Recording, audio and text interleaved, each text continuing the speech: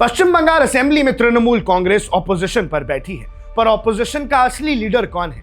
ममता बनर्जी के चुने हुए शोभनदेव चट्टोपाध्याय या फिर रिबेल एमएलए रीता प्रताप बनर्जी, जिन्होंने स्पीकर के सपोर्ट से कुर्सी पर कब्जा कर लिया है। आज कलकत्ता हाई कोर्ट ने इस पूरे सियासी घमासान पर एक बड़ा फैसला सुनाया है, जिसने बंगाल की पॉलिटिक्स को एक नए मोड़ पर लाके खड़ा कर दिया है। दर्शकों, आज हम डिकोड करेंगे बंगाल असेंबली का वो सिग्नेचर स्कैम और कलकत्ता हाई कोर्ट का वो ऑर्डर, जिससे एक पक्ष अपनी मॉरल विक्ट्री यानी नैतिक जीत बता रहा है। कहानी शुरू होती है हाल ही में हुए वेस्ट बंगाल असेंबली पोल से, जहां तृणमूल कांग्रेस ने 294 में से सिर्फ 80 सीट्स जीती।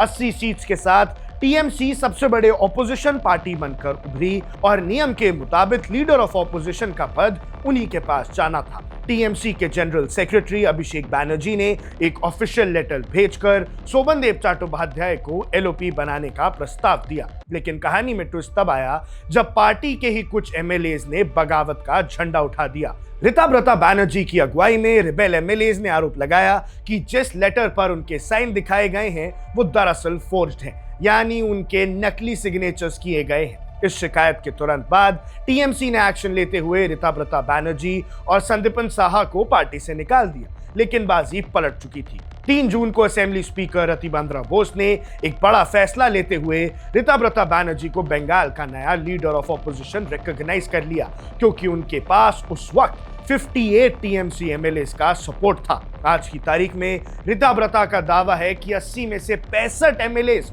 उनके साथ आ चुके हैं, यानी ममता बनर्जी की चॉइस को उन्हीं के विधायकों ने खारिज कर दिया। अब भैया अभिषेक बैनर्जी के फैक्शन ने इसको कलकत्ता हाई कोर्ट में चुनौती दी और मांग की कि रीता प्रताप बनर्जी की अपॉइंटमेंट पर तुरंत स्टे यानी इंटरिम ऑर्डर लगाया जाए। आज यानी 18 जून 2026 को जब बंगाल असेंबली का budget session governor R N. Ravi के एड्रेस के साथ शुरू हो रहा था, ठीक उसी वक्त कलकत्ता हाई कोर्ट के जस्टिस राव ने इस मामले पर अपना फैसला सुनाया। कोर्ट ने रीता प्रताप बनर्जी के अपॉइंटमेंट पर कोई भी इंटरिम स्टे लगाने से साफ इनकार कर दिया। जस्टिस राव ने कहा कि स्टेज पर इंटरिम रिलीफ का कोई भी प्राइम फेसिया यानी केस नहीं बनता और बैलेंस ऑफ कन्वीनियंस पेटिशनर के पक्ष में नहीं है। इसका सीधा मतलब यह है कि जब तक कोर्ट का आखिरी फैसला नहीं आता, रीता प्रताप बनर्जी ही बंगाल के लीडर ऑफ ऑपोजिशन बने रहेंगे। इसी वजह से रीता प्रताप कैंप इसे अपनी एक बड़ी मॉरल विक्ट्री बता रहे हैं। लेकिन कहानी यहां खत्म नहीं होती। कोर्ट ने इंटरिम स्टे भले ही ना दिया हो, पर उन्होंने एक बहुत बड़ा और जरूरी सवाल उठाया है। कोर्ट ने सभी पक्षों यानी रिस्पोंडेंट्स और स्पीकर को 3 हफ्ते के अंदर एफिडेविट यानी शपथ पत्र फाइल करने का निर्देश दिया है। कोर्ट अब इस बड़े सवाल पर सुनवाई करेगा कि क्या असेंबली स्पीकर ने रीता प्रताप बनर्जी को एलओपी रिकॉग्नाइज करते वक्त अपने अधिकारों के दायरे में रहकर काम किया है या नहीं।